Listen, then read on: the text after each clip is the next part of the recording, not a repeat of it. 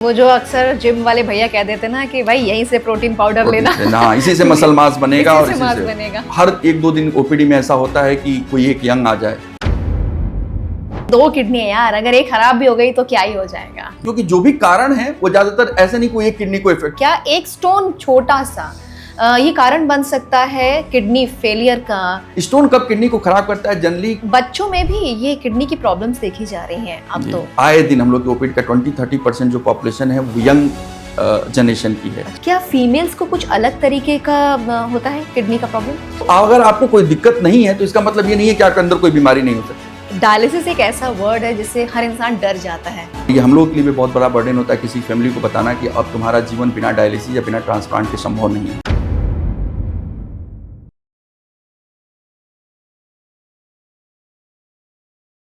लोग कहते हैं मुसीबत में अपने साथ नहीं देते, दिल टूट जाता है, पर यह भी तो कहा जाता है ना कि जो खुद की मदद नहीं करता ईश्वर भी उसकी मदद नहीं करता है। तो अपनी मदद करना सबसे पहले ज़रूरी है। हाय हेलो, मैं हूँ आपकी पॉट क्वीन आरजे रफेद और बात होगी आज आपके शरीर के सबसे अच्छे दोस्त किडनी की, जो 24 घंटे बिना कंप्लेन किए, बिना छुट्टी लिए, बिना शिकायत किए ज़िंदगी भर आपका साथ देता है ना। यानी कि आपकी किडनी जी आपका बेस्ट फ्रेंड है, पर आप इसका हालचाल नहीं लेते। गलत बात है, लापरवाही बहुत करते हो आप। और उसी दोस्त को ख़राब करके ना डायलिसिस मशीन पर कभी कभी आना पड़ता है। तो क्यों ना इस वर्ल्ड किडनी डे पर हम अपने इस किडनी दोस्त से अच्छी वाली सच्ची वाली दोस्ती कर लें, जान लें कि क्या करना है क्या नहीं करना है। सो ये पॉडकास्ट बहुत काम का होने वाला है। आप इसे पूरा देखिएगा, इस एपिसोड को शेयर करिएगा लोगों को, क्योंकि हम बात करने वाले हैं सिम्टम्स की, रीजंस की, सेलिब्रिटीज लाइफस्टाइल, किडनी प्रॉब्लम्स की, टेस्ट, ट्रीटमेंट्स, प्रिवेंशन की, एडवांस टेक्नोलॉजीज और तमाम बातें। और लास्ट में होगा हमारा रैपिड फायर राउंड पूरे 60 सेकंड का विद आरजे रफेद। तो शुरू करने से पहले आपसे कहेंगे कि सब्सक्राइब जरूर कर लीजिए। फिलहाल इंट्रोड्यूस करवा दें, मेरे साथ है doctor Alok Kumar Pandey, senior consultant nephrology, best kidney doctor, kidney transplant specialist from Regency hospital Lucknow. Sir welcome. नमस्कार। और सबसे पहले happy world kidney day. Same to you ji. तो देखिए, मैंने कहा कि भाई किडनी का ख्याल लोग नहीं रखते जो कि वो जिंदगी भर ख्याल रखता है। तो थोड़ा सा बताइए ना कि एक्चुअली किडनी ऐसा सच्चा दोस्त हमारा क्यों है, क्या काम है उसका?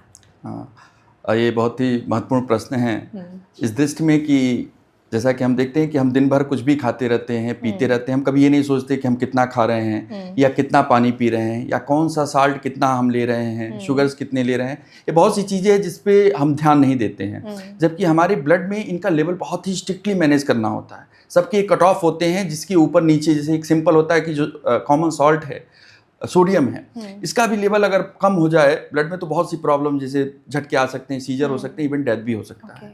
वैसे बहुत सी चीज़ें हैं जो हम खाते पीते समय नहीं देखते हैं कि हम कितना ले रहे हैं, क्या कर रहे हैं, किस तरह की चीज़ें ले रहे हैं। हमारी बॉडी उसको डाइजेस्ट करती है, तो उसके डाइजेशन में बहुत से ऐसे साइड प्रोडक्ट कर सकते हैं, बाई प्रोडक्ट बनते हैं जो हमारे बॉडी के लिए टॉक्सिक होते हैं। इवन सिंपली अगर प्रोटीन को भी डाइजेस्ट किया जाए तो उससे भी अमोनिया निकलती है जो यूरिया में कन्वर्ट होती है, and that is toxic to our bodies. तो ऐसी बहुत सी चीज़ें होती है जो हमारी बॉडी में बहुत देर तक नहीं रखा जा सकता है, उनको शरीर से बाहर करने की जरूरत होती है। तो इसमें हेल्प करती है हमारी किडनीज। ब्लड लगातार किडनी में फ्लो होता रहता है और किडनी इस तरह के जो वेस्ट प्रोडक्ट हैं जिन्हें शरीर में नहीं रखना है या जो शरीर के लिए टॉक्सिक हो सकते हैं, उनको फिल्टर करके और यूरिन के थ्रू बाहर करती रहती है। ऐसे ही एक वाटर का भी है कि वाटर हमें कितना लेना है। अगर हम बहुत ज़्यादा पानी पी रहे हैं तो जो ज़रूरत बॉडी को है, किडनीज उतना ही पानी शरीर में रोकती है, बाकी को यूरिन के थ्रू बाहर कर देती है। और कभी ऐसी स्थिति हो गई कि हमारे शरीर में पानी की कमी है, हम पानी कम पी रहे हैं, तो सिमिलरली वो फिर वाटर को कंजर्व भी करती है, यूरिन की मात्रा को कम करके, और शरीर में पानी को रोकने का भी काम करती है। वाह, कहने का मतलब है अगर मैं सोशल मीडिया यूजर्स को समझाना चाहूँ तो जैसे कि हम जब स्क्रीन पर अपना वीडियो शूट कर रहे होते हैं तो उस वक्त हमें लगता है कि कुछ भी गंदगी ना दिखे और हम फिल्टर लगा लेते हैं, है ना, और हम ब्यूटीफुल लगते हैं। इन द सेम वे, वो तो फेक है लेकिन हमारी बॉडी में जो किडनी है वो सारी गंदगी को फिल्टर कर देती है। और कितना महत्वपूर्ण काम हमारे बॉडी को सुरक्षित, सेफ, हेल्दी बनाए रखने के लिए करते हैं और हम ध्यान नहीं देते हैं। तो ये खराब कब मानी जाती है? देखिए, किडनी खराब होने, क्योंकि अगर हम देखें प्रतिशत में, अगर देखें नॉर्मल समझने के लिए कि किडनीज 2 किडनी होती हैं और दोनों का मिलाकर अगर फंक्शन 100% है, तो जब कलेक्टिव फंक्शन 60% से नीचे आ जाता है तो हम कहते हैं कि किडनीज खराब हो गई। या एक टर्म उसके लिए होता है कि पेशेंट को क्रोनिक किडनी डिजीज डेवलप हो रहा है। ये जरूरी नहीं कि लंबे समय में हो, कभी कभी बहुत ही शॉर्ट टर्म में भी हो जाता है, maybe days to week में हो सकता है, जिसे हम एक्यूट किडनी इंजरी कहते हैं कि क्या ही हो गई, एक्यूट किडनी इंजरी हो गई है। तो लेकिन जनरली ज़्यादातर केसेस में होता है कि धीरे धीरे किडनी में इंजरी होती रहती है और धीरे धीरे किडनी का जो वर्किंग है, जो फंक्शन है, वो धीरे धीरे लो होता रहता है और जब ये 60% से नीचे आ जाता है तो हम लेबल कर देते हैं कि किडनी अब खराब हो गई है। ओके एक टेस्ट अक्सर होता है क्रिएटिनाइन करके जी। तो लोग करवाते हैं टेस्ट, लेकिन ये होता क्या है, क्यों टेस्ट कराया जाता है? जी देखिए, जैसा मैंने बताया आपसे कि हमारे शरीर में बहुत से वेस्ट प्रोडक्ट बनते हैं, मेटाबॉलिज्म के साइड प्रोडक्ट बनते हैं मेटाबॉलिज्म से, तो ये ऐसे हजारों की संख्या में होते हैं। पर हमें एक आध दो को हमने चूज किया ये देखने के उनकी लेवल हम देख करके और ये पता करेंगे कि किडनी कैसे फंक्शन कर रही है। अगर वो शरीर में उनकी मात्रा स्टेबल बनी हुई है यानी किडनी उनको फिल्टर करके बाहर कर दे रही है, अगर उनकी मात्रा शरीर में बढ़ रही है, ब्लड में बढ़ रही है, इसका मतलब कि किडनी उनको प्रॉपर फिल्टर नहीं कर रही है। तो ऐसे ही दो टॉक्सिक प्रोडक्ट होते हैं, यूरिया और क्रिएटिनिन। ये यूरिया और क्रिएटिनिन हम उन हजारों में से दो को चूज किया क्योंकि इनके कई फैक्टर्स होते हैं, जैसे इजिली इनको हम मेजर कर सकते हैं, इनका और कोई तरह से मेटाबॉलिज्म नहीं होता, ज्यादातर एक्सक्रीशन किडनी के थ्रू होता है। तो इसलिए एक फेयर आइडिया देते हैं ये किडनी फंक्शंस को लेकर के, और इसीलिए हम इनको जनरली मेजर करते हैं ये देखने के लिए कि हमारी किडनी प्रॉपर्ली फंक्शन कर रही है या नहीं कर रही है, इन वेस्ट प्रोडक्ट को शरीर से बाहर कर रही है या नहीं कर रही है। और अगर ब्लड में इनका लेवल बढ़ने लगता है तो ये एक इंडिकेटर होता है कि हमारी किडनीज का फंक्शन पुअर हो गया, यानी कि किडनी खराब हो रही है। कितने लेवल तक क्रिएटिनाइन या क्रिएटिनिन को होना चाहिए तो आप कहते हैं कि सही है या उसके ऊपर खराब है? जी, ये जनरली बहुत से फैक्टर्स पे, एज पे, सेक्स पे, सब पे डिपेंड करता है, लेकिन अगर ये मोटा मोटा जाने तो आप ये 0.4 से लेकर के 1.2 तक नॉर्मल माना जाता है। 0.4 मिलीग्राम पर डीएल टू 1.2 मिलीग्राम पर डीएल फॉर द क्रिएटिनिन। और यूरिया का जो होता है वो 15 से लेकर के 35 से 15 मिलीग्राम पर डीएल टू 35 मिलीग्राम पर डीएल तक नॉर्मल कंसीडर किया जाता है। ओके अच्छा, एक क्वेश्चन ये है कि अक्सर लोग बड़े हल्के में ले लेते हैं इतने इंपॉर्टेंट ऑर्गन को कि 2 किडनी है यार, अगर एक खराब भी हो गई तो क्या ही हो जाएगा, इस पर क्या कहेंगे आप? हाँ देखिए, ये भी बहुत इंपॉर्टेंट प्रश्न है, इसलिए क्योंकि ये क्वेश्चन हमसे भी पेशेंट्स पूछते हैं कि डॉक्टर साहब जब भी कभी दिक्कत होती है तो पूछते हैं डॉक्टर साहब ये किडनी खराब है या दोनों खराब है। ये समझने वाली बात है कि जो भी फैक्टर्स होते हैं जो किडनी को खराब करते हैं, जनरली वो दोनों किडनी को पे असर करते हैं, वो दोनों की एक साथ डैमेज करते हैं। और मोटी भाषा में सिंपल समझने के लिए समझ लें कि अगर क्रिएटिनिन बढ़ा हुआ है, थोड़ा भी बढ़ा हुआ है, तो इसका मतलब कि दोनों किडनीज आपकी गड़बड़ हो रही है, खराब हो रही है। क्यों? क्योंकि अगर एक किडनी बिल्कुल नॉर्मल हो तो ये क्रिएटिनिन या यूरिया नहीं बढ़ते। एक किडनी भी हमारे बॉडी की पूरी केयर कर सकती है, पर अगर क्रिएटिनिन बढ़ा हुआ तो ये सीधा इंडिकेटर है कि कहीं ना कहीं दोनों किडनीज इफेक्टेड हो रही हैं, क्योंकि जो भी कारण है वो ज्यादातर ऐसे नहीं कोई एक किडनी को इफेक्ट करेंगे, वो जब इफेक्ट करते हैं लाइक कॉमनली देखते हैं हम लोग हाइपरटेंशन है, डायबिटीज है, तो दोनों ही किडनीज को एक साथ ही इफेक्ट करते हैं। ये खराब भी दोनों एक साथ ही होती हैं। कुछ रेयर केसेस होते हैं जैसे स्टोन की प्रॉब्लम है कि एक किडनी में स्टोन फंस गया उसके यूरेटर में, वो कुछ किडनी में स्वेलिंग आ गई, या कभी कोई इंजरी हो गई जिसके कारण किडनी में कोई इंजरी हो गई, उसके कारण एक किडनी डैमेज हो गई, तो इन सब केसेज में, बट ये केसेज रेयर होते हैं। जनरली जो डिजीज होती हैं वो दोनों किडनी को एक साथ खराब करती हैं, और किडनी खराब होने का मतलब ये कि दोनों किडनी खराब। हाँ, जो जहर है वो एक तरफ बढ़ गया ज्यादा, हाँ, एक तरफ नहीं बढ़ा है, बस यही है, तो एक को अफेक्ट कर दिया, लेकिन जो फैक्टर है वो काम तो इंटरनली कर ही रहा है दोनों के लिए। बहुत बड़ी बात आपने कही। तो जो लोग कहते हैं कि यार 2 किडनी है, एक पर भी जिंदगी चल जाती है, वो गलतफहमी से बाहर रहें और स्वस्थ रहने के लिए पॉडकास्ट पूरा देखते रहें। अच्छा, किडनी खराब होने के सिम्टम्स, बेसिक सिम्टम्स क्या होते हैं? हाँ देखिए, जनरली किडनी की बीमारियों की एक सबसे बुरी बात इसीलिए हम लोग कहते हैं क्योंकि ये बहुत ही लार्ज एक्सटेंट तक एसिम्प्टोमेटिक होती हैं। अगर हम स्टेजेस की बात करें तो सीकेडी के जो स्टेज होते हैं 1, 2, इवन 3 में भी कोई सिम्टम पेशेंट को नहीं आता है, तो इसलिए जनरली ये अनडिटेक्टेड रह जाते हैं। जब बहुत एडवांस हो जाती है डिजीज तब जाकर के इसके सिम्टम्स आते हैं। यही इसके बारे में एक बहुत खराब चीज़ हम लोग मानते हैं। जनरली जो सिम्टम्स इनके होते हैं, चूंकि किडनी प्रॉपर फंक्शन नहीं करती हैं तो हमारे बॉडी में फ्लूइड रिटेन करने लगती है, यानी कि हम जितना भी वाटर या फ्लूइड ले रहे हैं वो पूरा फिल्टर नहीं होगा बॉडी से। इस कंडीशन में एक्सेस ऑफ फ्लूइड बॉडी में रिटेन होने लगता है, तो उसका क्या इफेक्ट होता है कि स्वेलिंग आने लगती है। ज़्यादातर केसेस में पेरी ऑर्बिटल आंखों के चारों तरफ, खासतौर से सुबह जब हम सो के उठते हैं, रात में पूरे लेटे रहते हैं, तो सुबह जब उठ के उठते हैं तो आइज के आसपास स्वेलिंग दिखना, या दिन भर अगर हम खड़े हैं चल रहे हैं तो शाम के समय पैरों में थोड़ी बहुत सूजन आना, ये प्रारंभिक लक्षणों में होते हैं। जैसे जैसे डिजीज प्रोग्रेस करती है, पेशेंट का कम भूख लगना, क्योंकि ये टॉक्सिन्स होते हैं तो कहीं ना कहीं आपके डाइजेशन को इफेक्ट करते हैं, तो पेशेंट को खाना अच्छा नहीं लगता है, भूख कम लगता है, थकावट सी रहेगी, इजी फैटिगेबिलिटी रहेगी कि बहुत जल्दी थक जाते हैं, तो ये सब सिम्टम्स डेवलप होते हैं। फिर जब पानी की मात्रा बहुत ज़्यादा पड़ने लगती है तो फिर बढ़ने लगती है, तो वो पानी धीरे धीरे हार्ट से होता हुआ फेफड़े में जाने लगता है, तो थोड़ा भी पेशेंट चलता है तो उसको सांस फूलने लगती है, या रात में लेटा हुआ है अचानक सांस फूलने लगी, खांसी आने लगी तो उठ के बैठना पड़ा। तो ये सब कॉमनली जो प्रेजेंटेशन के सिम्टम हम लोग के पास होते हैं डॉक्टर्स के पास, वो यही होते हैं। अच्छा, ये तो हो गया, लेकिन इंसान खुद से आइडेंटिफाई भी ऐसे ही कर सकता है ये चीजें? ये थोड़ा डिफिकल्ट है, पर हम लोग ये जरूर करते हैं कि इस तरह का कोई भी सिम्टम अगर डेवलप होता है तो डेफिनेटली आप डॉक्टर से मिले। एक जिसे कॉमनली यूरिनरी सिम्टम्स को लेके कहें तो जनरली पेशाब का बहुत कम होना, वो भी एक आध दिन के लगातार आप नोटिस कर रहे हैं कि आपका पेशाब बहुत कम हो रहा है, बहुत गाढ़ा पेशाब हो रहा है, या पेशाब करते समय आपको झाग महसूस हो रहा है, यूरिन में बहुत झाग आ रहा है जहां पे आप पेशाब करें, फोमी यूरिन हो रहा है, तो ये सब भी इंडिकेटर होते हैं कि कहीं ना कहीं कुछ प्रॉब्लम किडनी में चल रही है। तो इसलिए जब भी ऐसे सिम्टम्स कुछ होते हैं तो डेफिनेटली आप इसको इग्नोर ना करें, एक बार डॉक्टर से जरूर मिलें।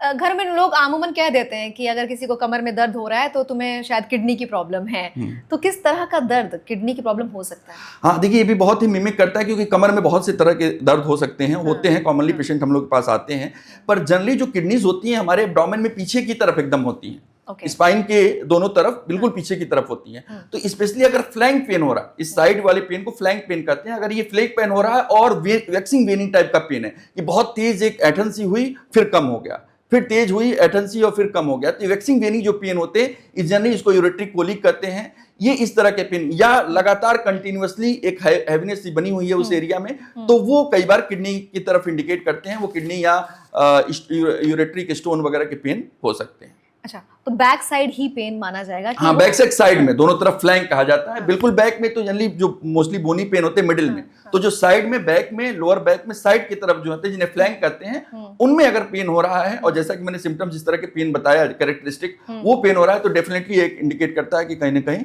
किडनी में प्रॉब्लम है। जी, तो कुछ सिम्टम्स पे हमने बात कर ली है, लेकिन अब हम थोड़ा और किडनी प्रॉब्लम से रिलेटेड और कुछ और रीजंस पे बात करते हैं।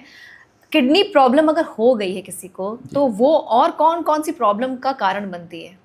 जी, किडनी देखिए जनरली जो आज का सिनेरियो है उसमें किडनी की प्रॉब्लम जनरली जो मोस्ट कॉमन कॉजेज हैं जो किडनी को इफेक्ट करते हैं उनमें डायबिटीज है, हाई ब्लड शुगर और हाइपरटेंशन है, यानी कि हाई ब्लड प्रेशर। ये दोनों ही बीमारियां जनरली मेटाबॉलिक डिजीजेज होती हैं जो कि एक सिंड्रोम की तरह होती हैं। ये बहुत सी चीज़ें एक साथ लेकर के आती हैं, जैसे ओबेसिटी है, कि सेडेंटरी लाइफ स्टाइल है जिसके कारण लिपिड्स एक्सेस लिपिड का ब्लड में होना, डिसलिपिडीमिया है।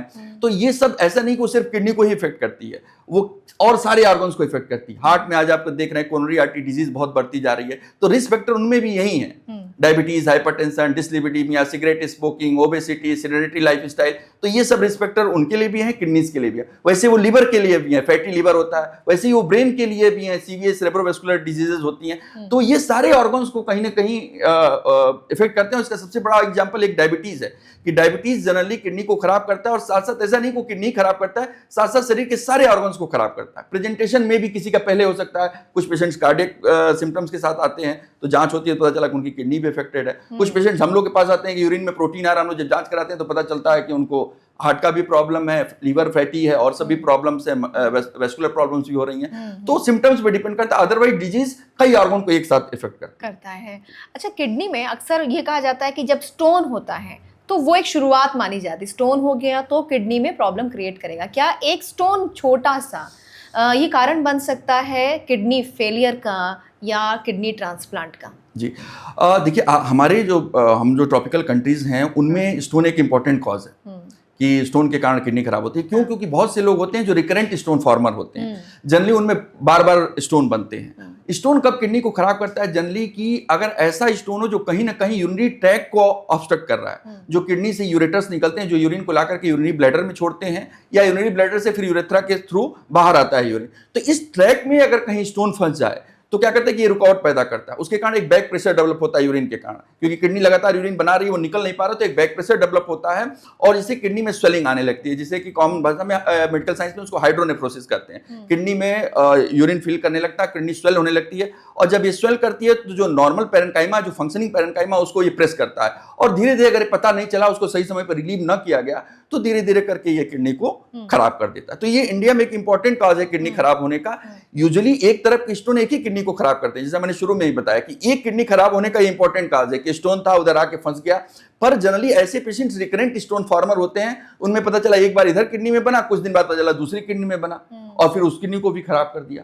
तो ऐसे पेशेंट जिनमें स्टोन डिटेक्ट हो रहा है उन्हें बहुत सतर्क रहने की जरूरत होती है कि क्या हुआ कि स्टोन निकल गया या आपने ऑपरेट करा लिया स्टोन को, उसके बाद रिलैक्स हो गए। ऐसा नहीं है। हम लोग कई पेशेंट से देखते हैं कि उनको 10 साल पहले स्टोन ऑपरेट हुआ था, अब वो दूसरी किडनी में बन गया, दूसरी किडनी को भी खराब कर रहा है। तो एक इंपॉर्टेंट कॉज है अपने कंट्री में किडनी एलिमेंट्स के लिए। ओके, तो किडनी में एक बार स्टोन अगर हो गया तो ऐसा नहीं कि दोबारा नहीं होगा। रिकरेंट उनमें ज्यादा पॉसिबिलिटी रहती है कि रिकरेंट स्टोन्स बनते हैं। जिसको एक बार हो गया उसको दोबारा भी हो सकता है। तो वो एक छोटा सा स्टोन किडनी को कितना डैमेज कर सकता है, इसलिए जरूरी है कि पूरा ख्याल रखा जाए। अच्छा, बच्चों में भी ये किडनी की प्रॉब्लम्स देखी जा रही हैं अब तो इसके बारे में थोड़ा सा बताइए।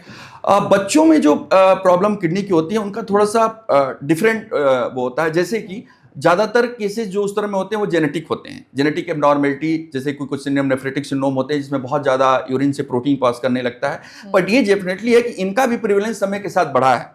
अब जो भी उसके बाहर से एनवायरमेंटल रीजन है, जेनेटिक फैक्टर्स हैं, बट डेफिनेटली उनका नंबर या अब इजीली डायग्नोसिस होने लगी है, सर्वाइवल उनका बढ़ा है उन पेशेंट्स का। पहले क्या होता था कि हुआ और 2-4-6 महीने में एक्सपायर हो गए। तो अब चूंकि ट्रीटमेंट भी अवेलेबल होने लगे हैं, डायग्नोसिस भी होने लगी है, तो इनका भी प्रिवेलेंस अब काफ़ी बढ़ा है। रीजन उसके कई हैं, पर डेफिनेटली किडनी की प्रॉब्लम भी बच्चों में काफ़ी होने लगी है। और खास तौर से ये प्रेजेंट करते हैं स्वेलिंग के साथ। अचानक बहुत ज़्यादा स्वेलिंग हो गई, पूरा फेस में स्वेलिंग आ गई, पूरे शरीर में स्वेलिंग आ गई। तो हम लोग बार बार रिक्वेस्ट करते हैं कि प्लीज़ इसको कहीं आसपास के डॉक्टर को दिखा लिया, किसी झाड़ फूक पर चले गए। गांव में बहुत से पेशेंट आते हैं कि महीना भर यही करते रहते हैं, और जब बच्चा एकदम फूल जाता है, बिल्कुल शरीर पानी से भरा हुआ है, तब वो हम लोग के पास लेके आते हैं और सोचते हैं कि 2 दिन में डॉक्टर साहब तुरंत आराम कर दें।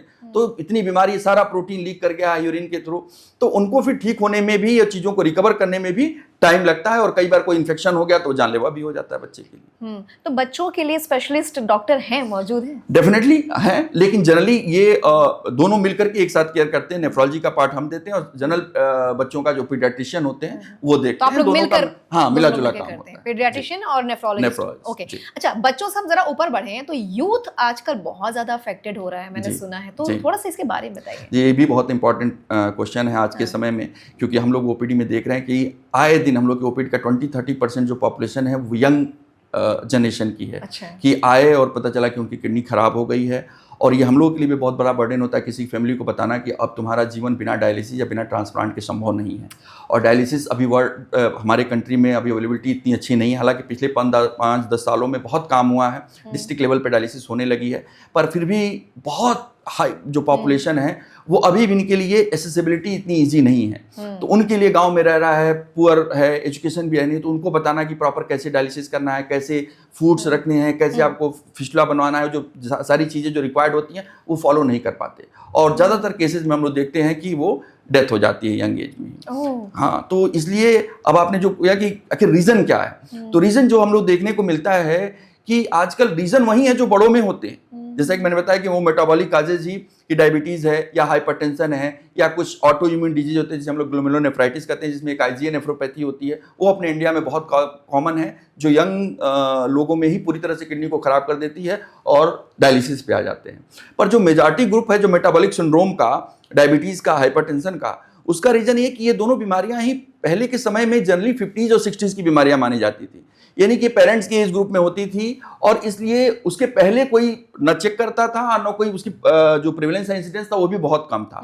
लेकिन लास्ट 20 ईयर्स में इतने चेंजेस हुए हैं कि अब ये दोनों ही बीमारियां बहुत अर्ली एज में होने लगी हैं, 20s और 30s में देखने को मिल रही हैं। और प्रॉब्लम क्या होती है कि या तो इस एज में डायग्नोस नहीं हो पाती, कभी गलती से अगर पता भी चल गई तो पर्सन अपने आप को नहीं सेटिस्फाई कि मुझे तो इस एज में कैसे बीपी हो सकता है या कैसे शुगर हो सकता है। तो पता चलता है 2-4 दिन दवा लिया, बीपी कम आ गया या शुगर कम आ गया, फिर वो दवा छोड़ देता है, फॉलोअप नहीं रखता है, और वही अगले 10 साल में पता चला 20 से 30 तक पहुंचा, किडनी काम करना बंद कर दी। या अचानक आप देख रही हैं कि आजकल कार्डियोवैस्कुलर एक्सीडेंट भी बहुत ज़्यादा बढ़ने लगे हैं, कि अचानक हार्ट अटैक आ गया, अचानक दिल की गति रुक गई यंग लोगों में, 40s में, 50s में। तो रीज़न कहीं ना कहीं वही है कि ये जो मेटाबॉलिक डिजीज है वो किडनी को भी इफेक्ट करती हैं, हार्ट को भी, तो कोरोनरी आर्टरी डिजीज के भी इंसिडेंस बढ़ रहे हैं और किडनी फेलियर के भी प्रॉब्लम बढ़ रहे हैं। अच्छा, आपके पास कोई एक यंग लड़का या लड़की आया हो और आपको बहुत लगा हो अंदर से ख़राब कि उसे मुझे बताना पड़ रहा है? देखिए, ऐसे तो हम कहेंगे कि हर 1-2 दिन ओपीडी में ऐसा होता है कि कोई एक यंग आ जाए, ये कोई बड़ा वो नहीं है। पर एक आध एग्जाम्पल अगर आप पूछेंगी तो एक लड़की यही लखनऊ की है, she was very physically very much active. वो लड़की मतलब बाइकिंग करती है, सब कुछ करती है, बहुत फिजिकली एक्टिव, बट कहीं ना कहीं वही कि बाहर रहती थी, लाइफ स्टाइल वही था, खाने पीने का कोई नहीं, उसको बीपी हुआ पहले, और बीपी उसकी एज थी 22 ईयर्स, और उसके फादर मिलिट्री में हैं, अभी रिटायर्ड हुए हैं वो, यहीं लखनऊ में ही। तो उसको बीपी हुआ, पर फिर भी वो इधर उधर अपना जहाँ भी काम करती थी जाती रही, बीपी की रेगुलर मेडिसिन उसने, बीपी का ध्यान नहीं दिया, खाने की वो सब की, सोने की सब लाइफ स्टाइल वैसे ही रही, और किडनी उसकी 5-6 सालों में ही खराब हो गई। जब एक बार उसकी सांस फूलने लगी तो उसके फादर लेकर के हम लोग के पास आए, हम लोग ने एडमिट किया, इवेल्युएट किया और पाया कि उसकी किडनी ऑलमोस्ट 80% तक खराब हो गई। फिर हमने साल भर तो उसको फॉलोअप में रखा, फिर डायलिसिस पे आई, फिर हमने उसका ट्रांसप्लांट कर दिया, किडनी ट्रांसप्लांट। और ये जान के आपको खुशी होगी कि वो फिर एक बार अपने फील्ड में आ चुकी है, फिर वो काम कर रही है, इस समय जयपुर में पोस्टेड है, वो काम कर रही है। सी इज़ वेरी हैप्पी, वो रेगुलर फॉलोअप में रहती है, दिखाती भी है और बाकी फ़ोन पे भी रहती है। तो कहने का मतलब कि ट्रीटमेंट इसके अवेलेबल है, अगर आप सही समय पर जागरूक हो जाएँ तो इसका ट्रीटमेंट भी है और आप एक नॉर्मल जीवन व्यतीत कर सकते हैं किडनी खराब होने के बाद भी। लेकिन 22 इयर्स में किडनी का ख़राब होना ये एक अलार्मिंग सिचुएशन है कि आप ये ना सोचें कि यार वो हमारे पेरेंट्स की एज में जब हम जाएंगे तब कुछ होगा। हाँ, बिल्कुल। आप जिस भी एज में हैं एक बार अपने पूरा कंप्लीट, मुझे लगता है, चेकअप वगैरह करवा लेना चाहिए। अच्छा, कुछ अब मैं आपसे चाहूँगी टिप्स में बताने के लिए जी। अगर मैं आपसे कहूँ कि 5 वो ख़राब आदतें जो किडनी ख़राब करती हैं, वो 5 आदतें क्या हो सकती हैं? हाँ, देखिए, सबसे जो फर्स्ट अगर हम कहेंगे कि जो डाइट में जो जिस तरह से हम लोग में चेंजेस आए हैं कि बहुत ज़्यादा जंक फूड का लेना, जंक फूड में एक्चुअली साल्ट बहुत होता है, शुगर बहुत होता है। तो जो जंक फूड है, जो डाइट है आपका, वो एक बहुत बड़ा फैक्टर बनता है। क्यों? क्योंकि ये सारे डिजीज है, डायबिटीज़ भी कराता है, हाइपरटेंशन भी कराता है, डिस्लिपिडीमिया भी कराता है, ओबेसिटी भी कराता है। तो डाइट एक बहुत इंपॉर्टेंट फैक्टर है। दूसरा, फिजिकल एक्टिविटी और एक्सरसाइज। वो हमारी जो फिजिकल एक्टिविटी आप सभी फील करते हैं कि अगर हम सिर्फ 10 साल पीछे जाएं तो हम लोग भी बहुत फिजिकल एक्टिविटी करते थे, हम लोग साइकिलिंग करते थे, हम लोग पैदल जाते थे, पैदल चलते थे, घर पे भी अपना डे टू डे वर्क भी बहुत सा होता था जो हाथ से करना पड़ता था।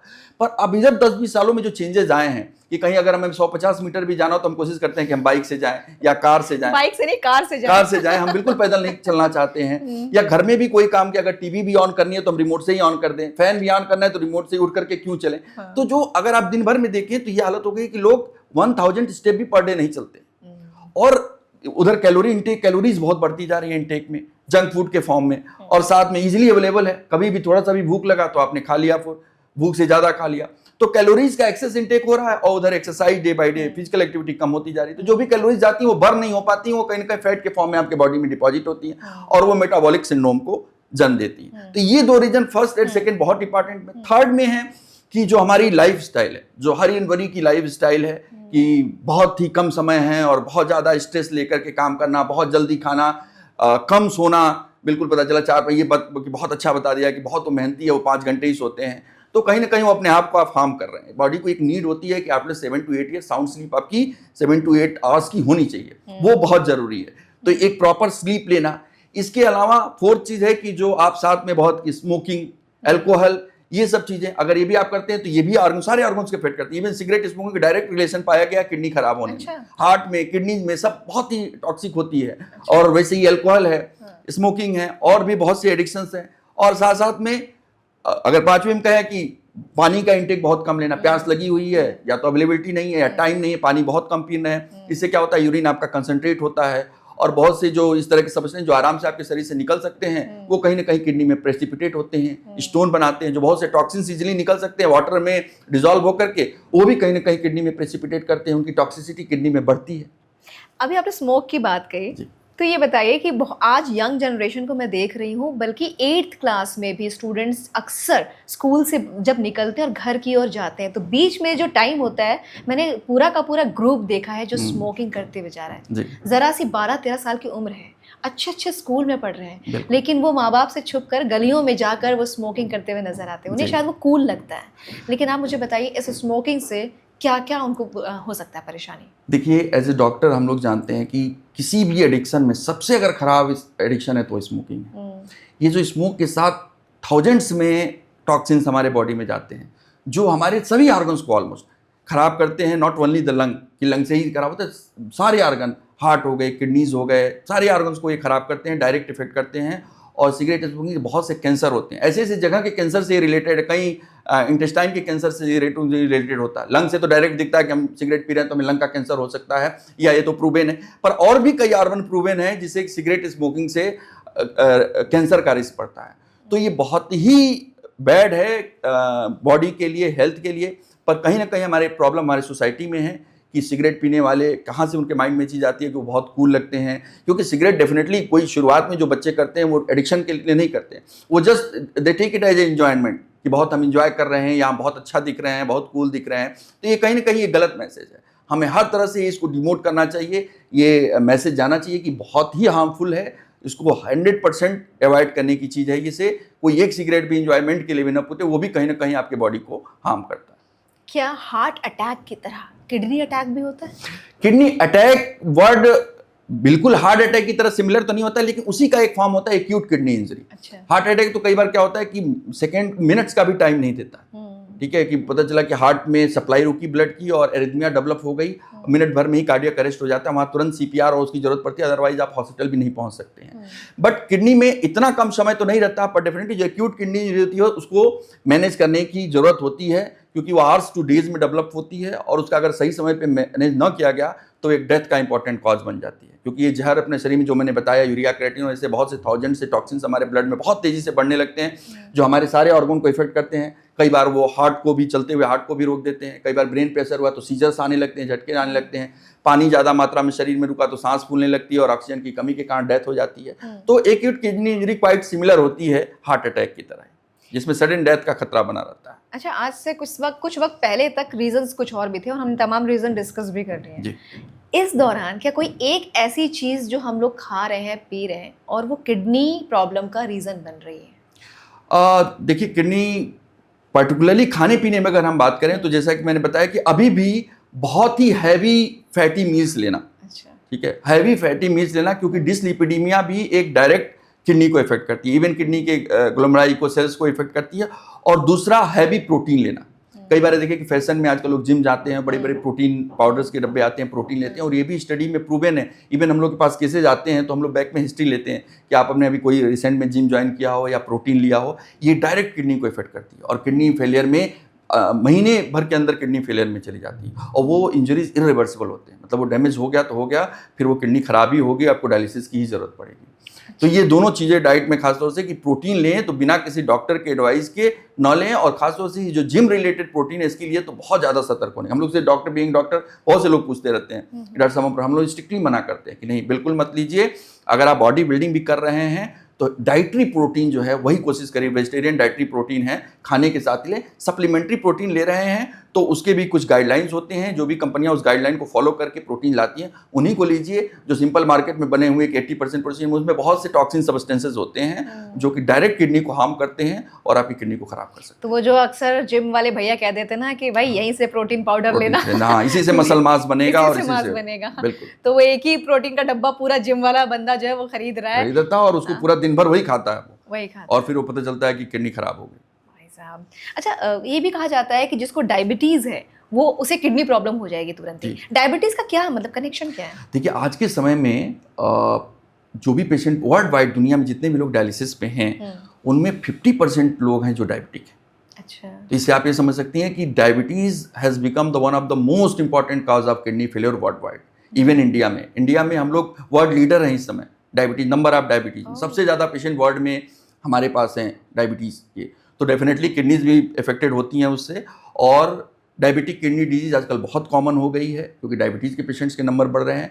और डायबिटीज़ मतलब ये जो हाई ब्लड शुगर होता है, लगातार शुगर का बढ़ा रहना, ये धीरे धीरे किडनी पे असर डालता है। किडनी के ग्लोमेरुलस होते हैं, उनकी सेल्स होते हैं, उन पे टॉक्सिक की तरह काम करती है ये शुगर, और धीरे धीरे करके किडनी को ख़राब कर देती है। शुरुआती लक्षणों में, ज़्यादातर केसेज में शुरू में क्या होता है कि जो किडनी एज ए फिल्टर काम करती है, तो जो फिल्टर है वो फिल्टर खराब होने लगता है, और जो प्रोटीन नॉर्मली जो प्रोटीन छन के यूरिन में नहीं जाता है वो प्रोटीन भी छनने लगता है, जिससे प्रोटीन हमारे शरीर से यूरिन से निकलने लगता है तो फ्रोदी यूरिन होता है। जब प्रोटीन बहुत ज़्यादा शरीर में कमी होने लगेगी तो शरीर में सूजन आने लगता है, तो जिसको हम नेफ्रोटिक सिंड्रोम भी कहते हैं। तो उस तरह के प्रेजेंटेशन के साथ आते हैं, पर जरूरी नहीं है। कुछ पेशेंट ऐसे होते हैं जिन्हें कोई प्रोटीनूरिया नहीं है और वो डायबिटीज़ है, डायबिटिक किडनी डिजीज, हम लोग बायोप्सी करते हैं उसमें डायबिटिक किडनी डिजीज निकल के आती है और वो पता चला कि उनकी किडनी डायबिटीज़ के कारण खराब हुई थी। सर, डायबिटीज़ की आपने अभी बात की, कई पेशेंट्स ये सोचते हैं कि हम हर रोज़ डायबिटीज़ का जो लेवल है वो चेक करें ताकि हमें प्रॉब्लम ना हो। क्या ये सही है रोज़ चेक करना शुगर? देखिए, शुरुआती में जब तक कि आपकी डोज प्रॉपर सेट नहीं हुई है, आपका शुगर प्रॉपर कंट्रोल नहीं हुआ, तब तक हम लोग भी एडवाइस करते हैं कि आप डेली चेकअप करिए, अपना चार्ट बनाइए और हमें दिखाइए, क्योंकि डोज सेट करनी पड़ती है। क्योंकि ऐसा देखा गया है कि ज़्यादातर वो लोग हैं जो कि डायबिटीज उन्हें पता भी है, वो दवा भी खा रहे हैं, फिर भी शुगर कंट्रोल नहीं रहती है, उनको ऑर्गन्स उनके डैमेज हो जाते हैं। तो ये बहुत जरूरी है कि सिर्फ दवा खाने से कि मैं एक टैबलेट ले रहा हूँ और बस मेरा शुगर कंट्रोल है, इससे नहीं चलेगा। आप टैबलेट 1 ले रहे हैं या 4 ले रहे हैं, ये जरूरी नहीं है। जरूरी क्या है कि आपकी शुगर कंट्रोल होनी चाहिए। तो इसलिए शुरू में मॉनिटरिंग हम लोग भी बताते हैं कि मॉनिटरिंग होनी चाहिए, और प्री मील्स, पोस्ट मील, और जब एक बार डोज सेट हो जाती है तो हफ्ते में आप 1-2 दिन भी चेक करके जस्ट टू एश्योर कि आपकी शुगर कंट्रोल चल रही है। ओके, तो ये शुरुआती दौर के लिए है। अच्छा, कई बार जो किडनी जब प्रॉब्लम क्रिएट करता है और बात डोनर तक की आ जाती है, तो डोनर कौन बनेगा, ये एक बहुत बड़ा सवाल होता है। तो अक्सर केसेस में होता है कि या तो माँ या बहन या बेटी या बीवी, हमेशा सैक्रिफाइस इन्हीं को करना पड़ता है, जो मैंने अभी तक देखा है। आप क्या सजेस्ट करेंगे, पहली चीज़? दूसरी चीज़, डोनर को क्या केयर करनी चाहिए? जी देखिए, ये भी इम्पोर्टेंट प्रश्न है, क्योंकि डोनर को लेकर के समाज में बहुत कन्फ्यूजन रहता है। देखिए, एक तो अक्सर एक पूछते हैं हमें कि भाई हमारे पास डोनर है, कहाँ पे है, तो गांव के एक व्यक्ति जो देने के लिए तैयार है। तो ये बहुत समझना बहुत ज़रूरी है कि इस बारे में बहुत ही स्ट्रिक्ट रूल है कि आपका फर्स्ट डिग्री रिलेटिव ही दे सकता है। क्योंकि बीच में समय ऐसा है कि ऑर्गन ट्रैफिकिंग शुरू हो गई कि लोग गरीबों को पकड़ के लाते थे और उनको कुछ पैसा दे करके, और उसमें ब्रोकर्स होते थे जो उनसे लिए उनको कुछ पैसा दे दिए और लाखों में उस किडनी को बेच दिए किसी को। तो इस चीज़ को रोकने के लिए not in India, world wide एक रूल बनाया गया कि इस तरह की चीज़ों को रोकने के लिए फर्स्ट डिग्री रिलेटिव ही किडनी दे सकता है। अब फर्स्ट डिग्री रिलेटिव में मदर फादर आते हैं या ब्रदर सिस्टर्स आते हैं या फिर बच्चे आते हैं। तो इसमें ज़्यादातर देखा जाए खासतौर से यंग एज में कि मदर ही देती है। अगर मैच कर रहा है तो मदर ही देती है। उसके 2 रीजन होते हैं। एक तो होता है कि मदर को घर पे रहना है, कोई बहुत हैवी फिजिकल एक्टिविटी नहीं करेगी, जो समाज का वो बना हुआ है कि मेल को बाहर भी जाना है, काम करना है, तो उसे किडनी देने के बाद दिक्कत हो सकती है, पर ऐसा है नहीं। हम लोग समझाते हैं कि चाहे वो मेल हो या फीमेल हो, किडनी देने वाले को ये डॉक्टर पहले एश्योर करता है कि उसको लाइफ में कोई प्रॉब्लम नहीं होगी, क्योंकि वो दान दे रहा है। तो दान तभी दिया जाएगा जब आप उसके बाद अपने फिट हो। तो कोई भी संभावना ऐसी लगती है कि आपको किडनी देने के बाद किडनी रिलेटेड कुछ प्रॉब्लम हो सकती है, तो उस व्यक्ति की किडनी नहीं ली जाती। तो ये एश्योर किया जाता है कि आपको कोई प्रॉब्लम नहीं होगी। साथ में एक क्वेश्चन आता है कि डॉक्टर साहब कोई जीवन भर दवा तो नहीं चलेगी? कोई दवा की जरूरत नहीं होती है। एक चीज हम लोग जस्ट एडवाइस करते हैं जो नॉर्मल सबके लिए होता है कि बीच बीच में अपना चेकअप कराते रहें ताकि आप फिट रखें। और 1-2 स्टडी ने तो ये भी शो किया है कि ये देखा गया कि जिन्होंने किडनी डोनेट की उनकी लाइफ नॉर्मल पॉपुलेशन से ज़्यादा चली, ज़्यादा हेल्दी रहे। क्यों? क्योंकि वो मेडिकल सिस्टम में आ गए, उनका रेगुलर चेकअप होता रहा, बीमारियां कुछ भी अगर हुई तो समय पे पकड़ के ट्रीटमेंट हुआ उनका जो है, तो उनकी लाइफ और बढ़ गई।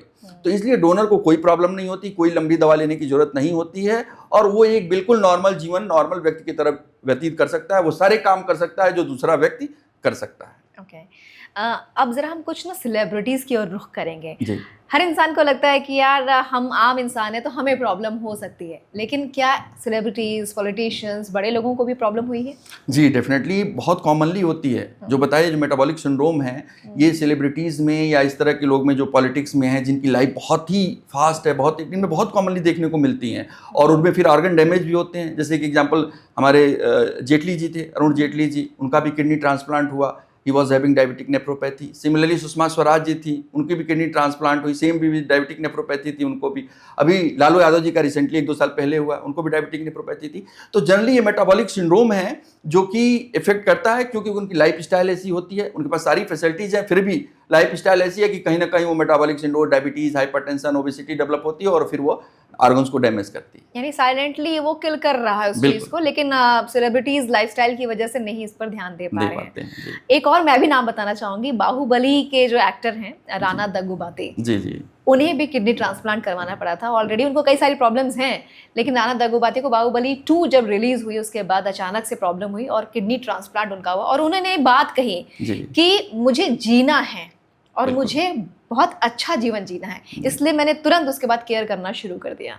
ये चीज़, एक क्वेश्चन मन में मेरे आया है कि क्या फीमेल्स को कुछ अलग तरीके का होता है किडनी का प्रॉब्लम? ज़्यादातर केसेस में तो बीमारियां लगभग वही रहती हैं, पर कुछ ऐसी बीमारियां होती हैं जो फीमेल में किडनीज को ज़्यादा इफेक्ट करती हैं, या फीमेल में वो बीमारियां ज़्यादा कॉमन होती है। अच्छा। उसमें एक इंपॉर्टेंट डिजीज है ल्यूपस, जिसको कहते हैं, SLE कहते हैं, सिस्टमिक ल्यूपस एरिथेमेटोस, कॉमन उसमें ल्यूपस बोला जाता है। अच्छा। ये जनरली ऑटो इम्यून डिजीज होती है, हमारे शरीर की एंटीबॉडीज ही हमारे ऑर्गन्स को डैमेज करती है, पर ये रिप्रोडक्टिव एज ग्रुप में फीमेल्स में ज्यादा होती है। यानी जब लड़कियां बड़ी हो रही होती हैं तो उस वक्त उनकी प्रॉब्लम ये शुरू हो सकती है। शुरू, बिल्कुल। रीजन क्या है? रीजन ये ऑटो इम्यून डिजीज होती है कुछ जो हमारे फीमेल्स में हार्मोन से भी रिलेटेड होती हैं, जो हार्मोन्स हमारे फीमेल के होते हैं, एस्ट्रोजन, प्रोजेस्टेरोन, ये इसको प्रोपोगेट करते हैं। तो ये देखा गया कि ये डिजीजेस मेनोपॉज के बाद धीरे धीरे अपने आप सबसाइड हो जाती हैं। अच्छा। पर इस एज ग्रुप में रिप्रोडक्टिव बहुत ही सीवियर फॉर्म ले सकती हैं और ये एक इंपॉर्टेंट कॉज बन जाती है किडनी खराब करने के लिए। अच्छा। तो ल्यूपस नेफ्राइटिस एक इंपॉर्टेंट आइडेंटिटी है जिसके कारण किडनी खराब होती है, डायलिसिस की जरूरत पड़ती है और इवन ट्रांसप्लांट की भी जरूरत पड़ जाती है। ये ल्यूपस का ही प्रॉब्लम हुआ था अमेरिकन सिंगर सेलेना गोमेज को। जी। और मात्र 22 साल की थी वो और उन्हें किडनी ट्रांसप्लांट करवाना पड़ा। उनकी बेस्ट फ्रेंड ने उनको किडनी डोनेट की थी और वो कहती है कि मैं भाग्यशाली हूँ कि मेरी फ्रेंड ने मुझे किडनी डोनेट की। 22 साल की थी, ल्यूपस से किडनी खराब हुई और वो गाना उनका बड़ा फेमस है, calm down baby calm down, बहुत फेमस गाना है। और उन्हें भी ये चीज़, अभी आपने ल्यूपस बताया, हम लोग तो भी बहुत कॉमनली यंग में लड़कियों में, यंग फीमेल्स में देखते हैं डिजीज की किडनी खराब हो जाती है, हम लोग कई में ट्रांसप्लांट भी करते हैं हम लोग। ये बहुत ही कॉमन डिजीज है। अच्छा, सोशल मीडिया इन्फ्लुएंसर्स अक्सर प्रमोट करते हैं कि आपको ये खाना चाहिए, वो खाना चाहिए, कि उन्हें कोई अथॉरिटी नहीं है, बट क्योंकि उन्हें पेमेंट मिल रही है, उन्हें पैसा मिल रहा है प्रमोशंस के लिए, तो वो आए दिन प्रोटीन पाउडर और तमाम तरह के सप्लीमेंट्स प्रमोट करते हैं। इस पर आप क्या कहेंगे? जी, ये भी एक इंपॉर्टेंट प्रश्न है क्योंकि आजकल लोग बहुत ज़्यादा रिलाई पान करने लगे हैं सोशल मीडिया पे और दिन भर देखते रहते हैं यूट्यूब वगैरह और इसको फॉलो भी करते, क्योंकि हम लोग पास पेशेंट आते हैं, हम लोग पूछते हैं कहाँ से आपने योग किया, बताते हैं कि यूट्यूब पे देखा था। तो बहुत इफेक्ट भी कर रहा है पॉपुलेशन को और वहाँ पे जो लोग बैठे हैं उनका कोई ऑथेंटिसिटी नहीं है, they are giving their own thoughts and उसको प्रोपोगेट कर रहे हैं। तो हमें बिल्कुल हम लोग पेशेंट से रिक्वेस्ट करते हैं कि जब तक कि कोई रिलायबल व्यक्ति न बोल रहा हो, आप किसी भी व्यक्ति के कि आप ये करके देखिए ये होगा, और लोग करने भी लगते हैं उसको विश्वास करके। तो देखिए आज के समय में सबसे ज़्यादा अगर कहीं आदमी को धोखा दिया जा रहा है तो आयुर्वेद के नाम पे दिया जा रहा है। अच्छा। आयुर्वेद, ये सोचना कि आयुर्वेद हमारे शरीर के लिए बिल्कुल कोई नुकसान नहीं पहुंचाता, ये बिल्कुल गलत है। आयुर्वेद में ऐसी ऐसी दवाएं हैं, ऐसी चीज़ें जो एकदम टॉक्सिक का काम करती हैं, जो ऑर्गन्स को डैमेज करती हैं, किडनी को भी खराब करती हैं। तो सिर्फ कोई ये लिख दे अपने प्रोडक्ट पे कि आयुर्वेदिक है, इसका मतलब नहीं कि वो अपनी बॉडी के लिए सेफ है। तो जब तक उसको डॉक्टर एडवाइज ना करे या किसी डॉक्टर के देख रेख में इस तरह का कोई भी प्रोडक्ट सोशल मीडिया पे देख करके और खरीद करके न खाएं, ये आपके ऑर्गन्स को, खासतौर से किडनी को डैमेज कर सकते हैं इस तरह के। जी, यानी सर के कहने का मतलब ये है, आलोक जी के कहने का मतलब ये है कि आयुर्वेद खराब नहीं है, लेकिन आयुर्वेद के नाम पर कुछ भी प्रमोशन करना ये गलत इम्पैक्ट डाल रहा है। एक एक्ट्रेस थी मिष्टी मुखर्जी, जिनकी डेथ हुई किडनी फेलियर से, लेकिन रीजन जब डॉक्टर्स ने बताया तो कहा कीटो डाइट। ये क्या चीज है जिसकी वजह से किडनी प्रॉब्लम हो रही है? कीटो डाइट देखिए मेनली प्रोटीन बेस्ड डाइट, जैसा कि मैंने बताया कि कोई भी जब वेट रिडक्शन के लिए डाइट फॉलो किया जाता है तो ये देखा गया कि उसमें प्रोटीन एनर्जी मालन्यूट्रिशन, जो मेन मालन्यूट्रिशन होता है वो प्रोटीन की कमी के कारण हो जाता है, क्योंकि डाइट में फिर प्रोटीन प्रॉपर नहीं जा पाता। उसको सब्स्टिट्यूट करने के लिए पूरी तरह से फैट को हटा दिया गया, पूरी तरह से कार्बोहाइड्रेट को हटा दिया गया। पर समझने वाली बात है कि हमारी जो रिकमेंडेड डेली अलाउंस है उसमें 50% आपकी जो एनर्जी है that should be from the carbohydrate. तो आप बिल्कुल कार्बोहाइड्रेट को बंद कर दीजिए, बिल्कुल फैट को बंद कर दीजिए, पूरी तरह से आप प्रोटीन डाइट पे आ गए। तो ये कहीं ना कहीं आपके बॉडी को हार्म करेगी। क्यों? क्योंकि प्रोटीन के डाइजेशन से भी बहुत से टॉक्सिक सब्सटेंसेस बनते हैं। तो जब आपकी पूरी डाइट ही प्रोटीन पे चली जाएगी तो एक तो बहुत सी चीज़ों की डिफिशियंसी होने लगेगी। बहुत से ऐसे विटामिन है जो कि केवल फैट में ही मिलते हैं, फैट सॉल्युबल विटामिन और कहीं मिलते ही नहीं है, वो फैट में ही मिलते हैं। वैसे ही हमारा ब्रेन जो है वो केवल ग्लूकोज यूज करता है, तो उसको कहीं ना कहीं, क्योंकि glucose carbohydrate best source of glucose होते हैं, अदरवाइज प्रोटीन भी से भी ग्लूकोज प्रोड्यूस किया जाता है शरीर द्वारा जब बहुत ऐसी कंडीशन हो जाती है तो, लेकिन वो नॉर्मल पाथवे नहीं है। नॉर्मल पाथवे यही है कि कार्बोहाइड्रेट से ग्लूकोज बनता है, हमारा ब्रेन केवल ग्लूकोज यूज करता है, प्रोटीन नहीं यूज करता है। तो कहने का मतलब ये है कि सिर्फ प्रोटीन डाइट पे तो ये आपके मेटाबॉलिज्म को डिस्टर्ब करता है, मेटाबॉलिज्म को, और उसी क्रम में ये ऑर्गन्स को भी इफेक्ट करता है, जिसमें चूंकि किडनी को ही सबसे बड़ा सॉल्यूट लोड जिसको कहते हैं, मेडिकल टर्म मुझे यूज करना पड़ा क्योंकि पैथोलॉजी ऐसी, सॉल्यूट लोड जो आता है वो किडनी पे ही आता है, और कीटो डाइट में किडनी पे सॉल्यूट लोड बहुत बढ़ जाता है, जिससे किडनी फेलियर के चांसेस भी बहुत बढ़ जाते हैं। अच्छा, अब हम जरा ट्रीटमेंट टेस्ट की ओर बढ़ते हैं। आप ये बताइए कि कब किसी भी एक नॉर्मल शख्स को ये डिसाइड कर लेना चाहिए कि उसे किडनी स्पेशलिस्ट, नेफ्रोलॉजिस्ट को दिखाना चाहिए? जी देखिए, आज के समय में जो हम लोग एडवाइस करते हैं कि कोई भी व्यक्ति अगर वो 20 साल से ज़्यादा है तो एक बार साल में अपनी शुगर की, अपने ब्लड प्रेशर की और कुछ जो बेसिक जांचें हैं, जैसे यूरिन का test is not a big deal, वैसे ही urea creatinine is not a big, बहुत न उसमें कोई बहुत महंगा 100-200 के टेस्ट होते हैं। तो जो रूटीन हेल्थ चेकअप के टेस्ट होते हैं वो साल में एक बार हर व्यक्ति को करा लेना चाहिए। अगर आप टेस्ट नहीं करा पा रहे तो एटलीस्ट अपने शुगर और ब्लड प्रेशर की जांच तो बहुत जरूर कराएं, क्योंकि आज के समय में ये दोनों ही बीमारियां एपिडेमिक हो चुकी हैं। आप भी देखिए, कोई ऐसा घर नहीं है जिसमें शुगर और ब्लड प्रेशर ना हो। और अब तक ये हमारे पेरेंट्स की एज ग्रुप में था, बट अब ये हमारे जनरेशन में आ गया। अब 30s-40s में भी शुगर बीपी देखने को मिल रहा है। तो अगर ये लेट डायग्नोस हुआ, क्योंकि ये जनरली साइलेंट किलर कहे जाते हैं, क्योंकि ये बहुत लंबे समय तक एसिम्प्टोमेटिक रहते हैं। तो अगर आपको कोई दिक्कत नहीं है तो इसका मतलब ये नहीं है कि आपके अंदर कोई बीमारी नहीं हो सकती। एक कॉन्सेंसस होता है कि मैं ठीक हूं, मुझे कोई सिम्टम नहीं, इसलिए मेरे अंदर कोई बीमारी नहीं। ऐसा नहीं है। शुगर और बीपी कोई सिम्टम नहीं पैदा करते जनरली। आप बिल्कुल ये सिम्प्टोमेटिक रहते हो और बहुत दिनों तक ये अननोटिस जाते हैं और उसके कारण से ये ऑर्गन को खराब कर देते हैं, जिससे आपकी लाइफ कॉम्प्रोमाइज हो जाती है, लाइफ छोटी हो जाती है। तो इसलिए ये समझना बहुत जरूरी है कि जो भी 20 ईयर से ज़्यादा एटलीस्ट साल में एक बार अपने शुगर या ब्लड प्रेशर की जांच जरूर कराएं, ये बहुत जरूरी है। और अगर करा सकते हैं तो एक रूटीन टेस्ट भी साल में एक बार अपने बॉडी की जरूर कराएं, including the urine, urea, creatinine की जांच जरूर कराएं। अच्छा, डायलिसिस एक ऐसा वर्ड है जिससे हर इंसान डर जाता है। ये डायलिसिस कब ज़रूरत पड़ती है और मतलब क्या लाइफ लॉन्ग, जो एक बार डायलिसिस पे आ गया उसे लाइफ लॉन्ग डायलिसिस पे रहना पड़ता है? देखिए, डायलिसिस की जरूरत तब पड़ती है जब हमारी किडनीज खराब हो जाती हैं, और इतनी खराब हो जाए कि उनका फंक्शन अगर परसेंटेज में कहें तो 10-15% ही बचता है।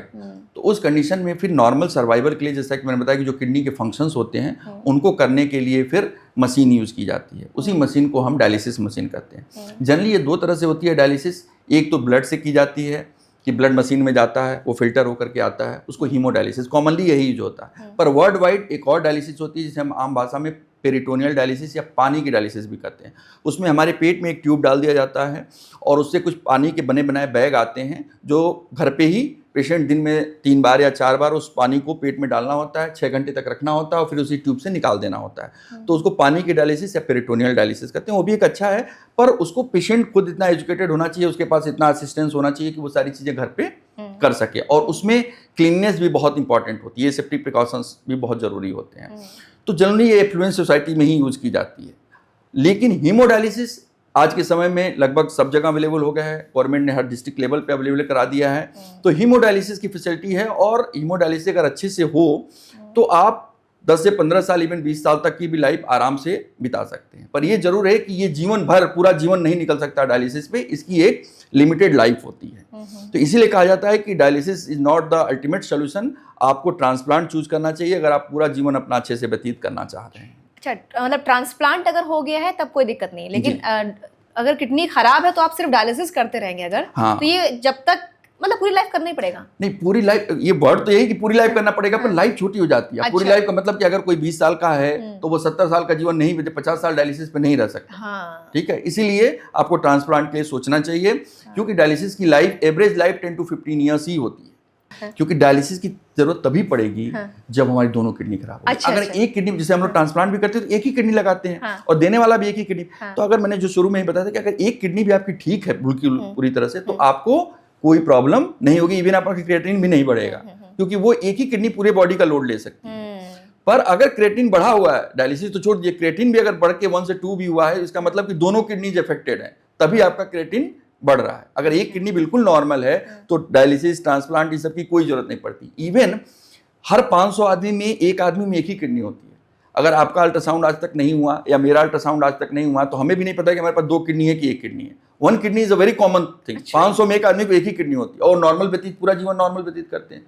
तो एक किडनी होना is not a disease, but हाँ ये जरूर है कि एक किडनी या 2 किडनी हो, जो प्रॉब्लम जो कि किडनी को खराब करते हैं वो सेम ही रहते हैं। वो एक किडनी को भी खराब करेंगे, 2 किडनी को, वैसे में 4 किडनी हो तो 4 को भी खराब कर देंगे। ये जो आपने बताई बात, 500 में एक इंसान को एक किडनी होती है। मतलब ये बाय बर्थ नेचुरली, माने ये नॉर्मली है जो पाई जाती है। 500 में एक आदमी में एक ही किडनी होती है।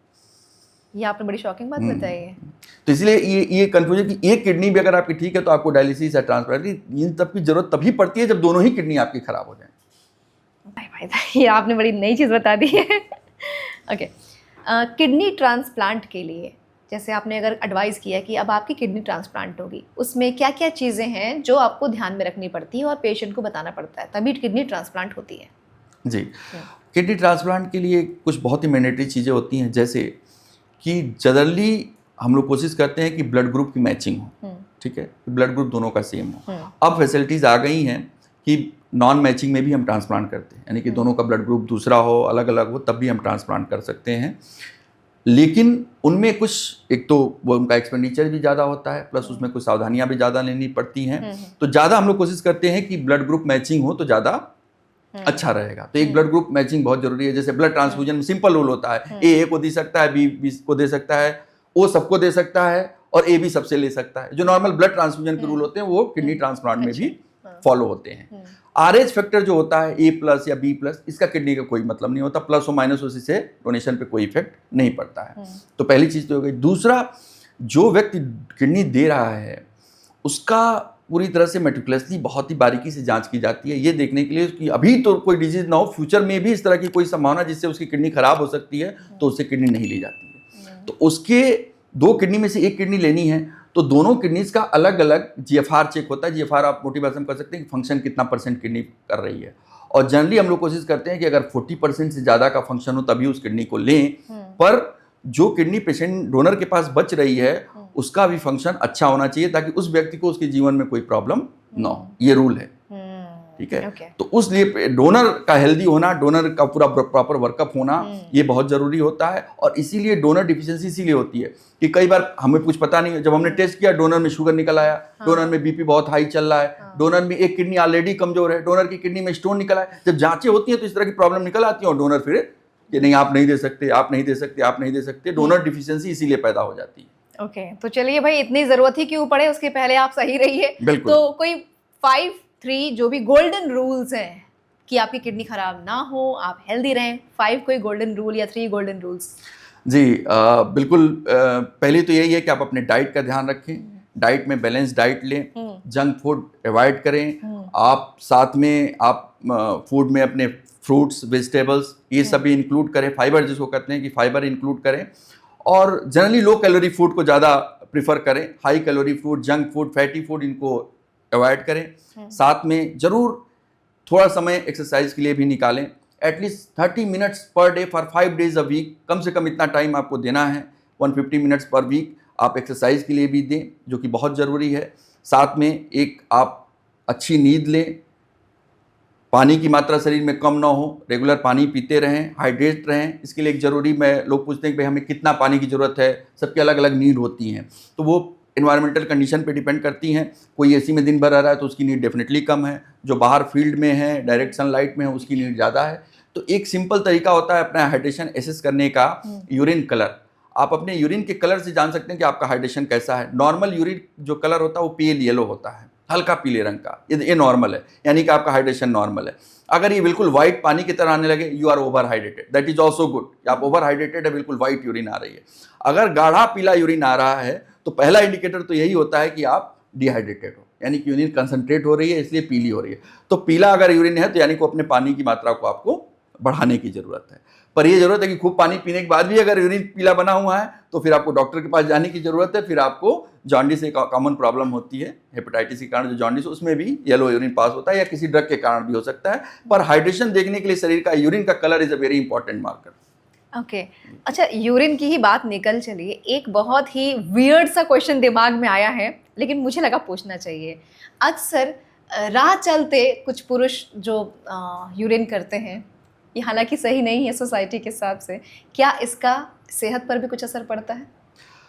बाहर रोडों पे जनरली देखिए, खुले में कहीं यूरिन करने से नहीं, लेकिन जहाँ भी आप इस तरह की फैसिलिटीज़ को यूज़ कर रहे हैं जहाँ पे जो इन्फेक्टेड है, जहाँ पे सफाई नहीं है, तो UTI बहुत कॉमन प्रॉब्लम है।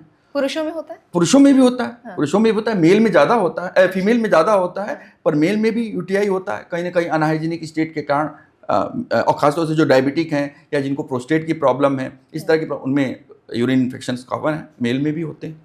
तो यानी कि कहीं पर भी आप ना जाएं, देखें सफाई हाइजीनिक वो जगह है, ध्यान रखें कि नहीं है। ओके, क्या कुछ एडवांस ट्रीटमेंट्स हमारे इंडिया में आ चुके हैं? और अगर हमारे आपके पास भी कोई एडवांस ट्रीटमेंट जो आप लोग फॉलो करते हैं, ऐसे कुछ है तो बताइए।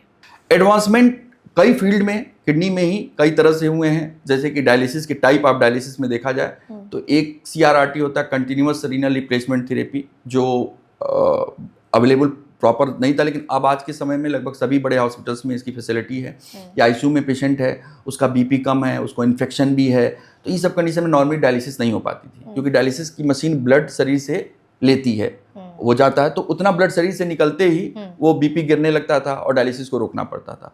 पर अब मशीनें आ गई हैं जो कि कंटिन्यूअस काम करती हैं, आपका 24-48 घंटे तक थोड़ा 400 ml पर मिनट के हिसाब से ब्लड जाता रहता है उस मशीन में, और वो स्लोली फिल्टर करके और ब्लड में फिर से ब्लड को शरीर में वापस करती रहती हैं, और धीरे से जो डायलिसिस वाला आपका काम है वो भी हो जाता है। नहीं, जो भी टॉक्सिक प्रोडक्ट है, जो भी एक्सेस ऑफ फ्लूइड है, जो शरीर में बना यूरिन नहीं बनना है, तो वो भी निकल जाता है उसके साथ में। तो ये डायलिसिस की फील्ड में एक एडवांसमेंट है जो अभी इंडिया में भी लगभग सब जगह पे अवेलेबल हो गया है। कुछ और भी डायलिसिस होते हैं, मशीनें होती हैं जिसे एसडीएफ कहते हैं, हीमोडायाफिल्ट्रेशन, कि उनमें क्वालिटी ऑफ डायलिसिस इंप्रूव हो जाती है। डायलिसिस ही रहती है लेकिन उसमें क्वालिटी जो होती है वो थोड़ा और अच्छी हो जाती है। तो अब एसडीएफ की भी मशीनें लगभग हर जगह अवेलेबल होने लगी, अच्छे हॉस्पिटल्स में अवेलेबल है, जो कि पेशेंट चूज करते हैं कि नहीं हम एसडीएफ कराना चाहते हैं, तो उनमें किया भी जाता है। तो ये सब कुछ इसी तरह से ट्रांसप्लांट में देखा जाए, ट्रांसप्लांट में भी कई एडवांसमेंट इधर आए कि जो ड्रग अब अवेलेबल हो गई हैं, इनके कारण जो पहले क्या होता था कि इम्यूनोसप्रेशन इतना हो जाता था कि रिसिपिएंट में तरह तरह के इन्फेक्शन होने के वो हो जाते थे, पर अब ड्रग काफ़ी अच्छी ड्रग्स आ गई हैं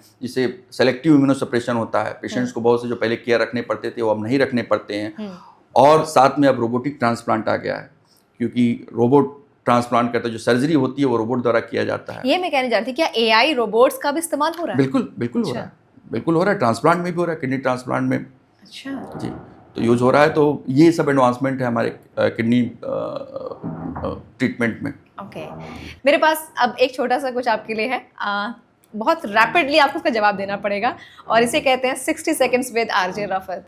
तैयार है आप? बिल्कुल। तो चलिए 60 सेकंड्स विद आरजे रफत में अब मैं रैपिड फायर करने जा रही हूँ डॉक्टर आलोक कुमार पांडे जी पर। तो पहला क्वेश्चन, सबसे डेंजरस मिथ किडनी के बारे में क्या है? यही है कि बहुत ज़्यादा पानी पीने से किडनी सेफ रहती है, ऐसा नहीं है। एडुकेट अमाउंट ऑफ पानी जरूरी है, पर बहुत ज़्यादा पानी पीने से किडनी सेफ रहेगी, ऐसा नहीं है। दूसरा क्वेश्चन होता है कि अल्कोहल से क्या किडनीज खराब हो जाती हैं? तो अल्कोहल का डायरेक्ट इफेक्ट किडनी पे नहीं होता, लिवर पे होता है, तो किडनी अल्कोहल से इफेक्टेड नहीं होती है डायरेक्टली। ओके, एक सिंपल घरेलू नुस्खा जो डेली हमें फॉलो करना चाहिए किडनी की हेल्थ के लिए। किडनी की हेल्थ के लिए यही जरूरी है कि आप अमाउंट जो एडिकेट अमाउंट ऑफ वाटर है वो लेते रहें, ताकि आपका हाइड्रेशन नॉर्मल बना रहे, आप डिहाइड्रेट ना हो। ओके, इंडिया में इलीगल ट्रैफिकिंग भी हो रही है, ऐसे रैकेट चल रहे हैं, जी। तो ऐसे में लोग कैसे सेफ रहें? डेफिनेटली वो कोशिश करें कि जो डॉक्टर जहाँ पे अपने हॉस्पिटल्स हैं वहीं पे ट्रांसप्लांट कराएं, जो आपका डॉक्टर एडवाइस कर रहा है। कोई रैकेट या कोई व्यक्ति कहता है कि चलो हम तुम्हारे यहाँ ट्रांसप्लांट करा दें, वहाँ ट्रांसप्लांट करें, तो ऐसी बातों पे ना विश्वास करें। ये क्रिमिनल एक्टिविटी है, और इसमें अगर आप पकड़े गए तो आप जेल भी जा सकते हैं। अच्छा, ये बताइए, लास्ट क्वेश्चन है, आईफोन महंगा है या किडनी? Definitely kidney.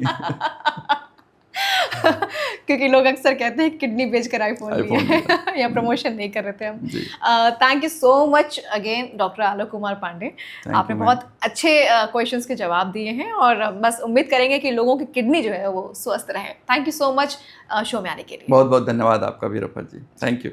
तो अगर आप भी चाहते हैं कि आपकी बॉडी का ये जो साइलेंट वर्कर है ज़िंदगी भर काम करता रहे, आपके अपनों को डायलिसिस तक ना जाना पड़े, तो इस एपिसोड को शेयर कीजिए अपने दोस्तों, यारों, फैमिली मेम्बर्स के साथ, और ख़ास तौर से उनके साथ जो जिम लवर हैं, डेली पेन किलर खाते हैं बिन बात के, या अपना शुगर चेक टाइम पर नहीं करते हैं। सबको भेजिए और बताइए कि क्या कुछ आपने सीखा। कमेंट सेक्शन में अपनी राय ज़रूर दीजिए, और कौन से टॉपिक्स पर आप चाहते हैं कि पॉडकास्ट किया जाए ज़रूर हमें सजेस्ट कीजिए। एंड लाइक सब्सक्राइब करना बिल्कुल मत भूलिए। दीजिए अपनी पॉड क्वीन आरजे रफत को इजाज़त। Bye bye, take care.